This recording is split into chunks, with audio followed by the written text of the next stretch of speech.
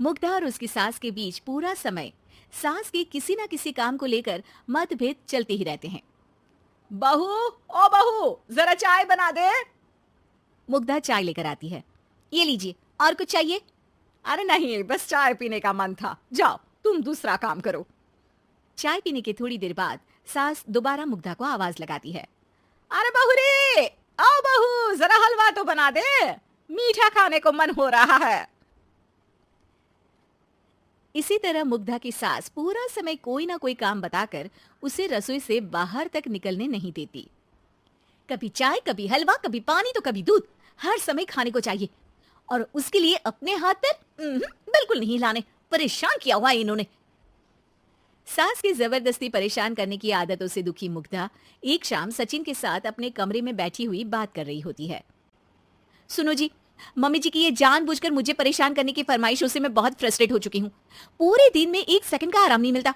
रसोई से बाहर कदम रखती नहीं कि बहू ये बना दे, बहू री वो बना दे। अरे इनकी फरमाइशें चलती ही रहती है। अरे मुग्धा, माँ खाने की शौकीन है, पर उम्र हो चली है, खुद खाना नहीं बना सकती, इसलिए तुमसे बोलती है।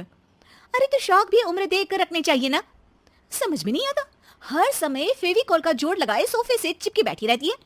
इतना सब डाइजेस्ट कैसे हो जाता है उन्हें? अरे तुम मेरी माँ से इतनी नफरत कैसे कर सकती हो? मैं उनसे नफरत नहीं करती जी, बस परेशान हूँ। जहां मुग्धा अपने पति से ये सब बोल रही होती है, वहीं उसकी सास भी कमरे के बाहर दरवाजे से कान लगाए सारी बातें सुन रही होती है और अगली दोपहर रसोई में मुग्धा के पास जाती है। बहू, आज ना मेरा कुछ मसालेदार खाने का मन है। तो चाय बना दो, मुझे बहुत पसंद है। अरे ना, ऐसा कर लिट्टी चोखा बना ले। और हाँ, जितना मसाला बातों में मिलाकर पति को सुनाती हो ना, सब्जी में भी वैसे ही डाला करो, खाना स्वादिष्ट बनेगा। सास की बात सुनकर मुग्धा हैरान रह जाती है। मतलब आप पूरा समय मुझ पर हुक्म चलाने के साथ बंद कमरे में हुई पति पत्नी के बीच की बातें भी सुनती है? अरे बात जब मेरी थी तो सुनने में क्या दिक्कत है? ये कहकर सास वहां से चली जाती है। अरे अब तो हद पार हो गई, इस तरह से तो ये मेरा जीना मुश्किल कर देंगी।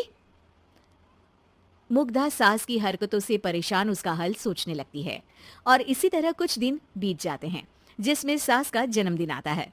मुग्धा बहुत खुशी के साथ अपनी सास को एंड्रॉइड मोबाइल गिफ्ट करती है। मम्मी, आपको सबसे बात करने के लिए बहुत दिक्कत होती है ना, कभी सचिन तो कभी मुझे बोलना पड़ता है, पर इस मोबाइल से आपको कोई दिक्कत नहीं होगी। एक जगह बैठे बैठे बहुत कुछ कर सकती हैं अब आप।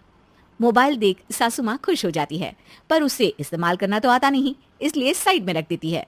जिसे देख मुग्धा घर का सारा काम छोड़ मोबाइल सेट कर सास को इस्तेमाल करना सिखाने लगती है, जिसके बाद अब सास पूरा समय मोबाइल में ही लगी रहती है। हाय, जब से मम्मी को मोबाइल मिला है मेरी लाइफ में कितनी शांति आई है। अच्छा है, इसी तरह बिजी रहे तो मैं भी सुकून की जिंदगी जी पाऊंगी। अब मुग्धा जब मन करे काम करना, जैसा चाहे वैसा खाना बनाकर खाना, पूरा समय रिलैक्स और खुश रहने लगती है। क्या बात है, आजकल तुम बहुत चहक रही हो।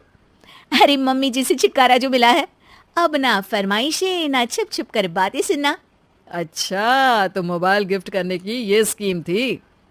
इसी तरह दिन बीतते हैं और अब मोबाइल पर लगी सास फरमाइशों की जगह सवालों के लिए बहू को आवाजें लगाना शुरू कर देती है। अरे बहू सुन तो, देख जरा किसी का फोन क्यों नहीं मिल रहा? रिचार्ज खत्म हो गया है, पर अभी 4 दिन पहले ही तो मैंने किया था, इतनी जल्दी कैसे खत्म हो गया? अरे मैंने कल तेरी कनाडा वाली मौसी सास से 3 घंटे बात की थी ना। क्या? इतना महंगा तो मोबाइल भी नहीं आया जितना महंगा इसका रिचार्ज पड़ रहा है।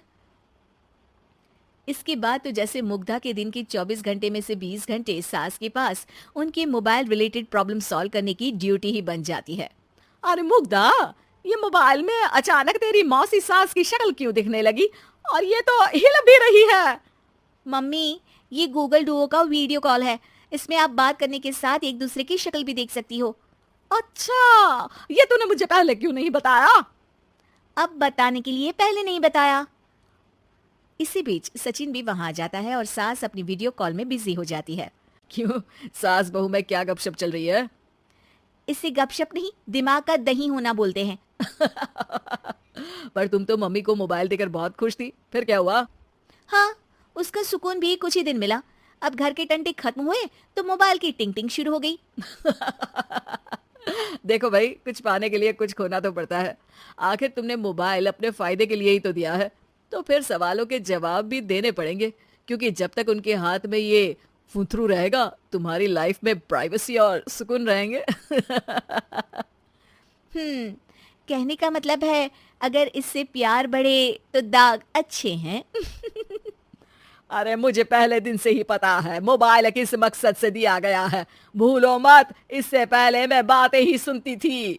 सास की ये बात सुनकर मुग्धा शॉक में और सचिन हंसता रह जाता है।